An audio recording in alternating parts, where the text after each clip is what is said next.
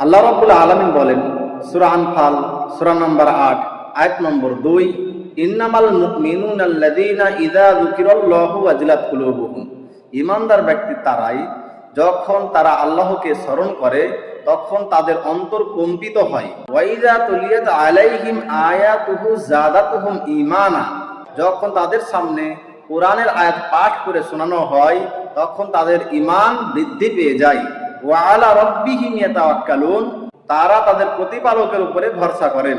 সম্মানিত সুধী, পত্র কোরআনের আয়াত থেকে ঈমানদারদের তিনটি বৈশিষ্ট্যের কথা প্রমাণ হয়। 1 নম্বর বৈশিষ্ট্য, যারা ঈমানদার হবে তারা আল্লাহকে স্মরণ করার সময় তখন তাদের অন্তর কম্পিত হবে। 2 নম্বর পয়েন্ট, যখন তাদের সামনে কোরআনের আয়াত তিলাওয়াত করে শোনানো হয় তখন তাদের ঈমান বৃদ্ধি পেয়ে যায়।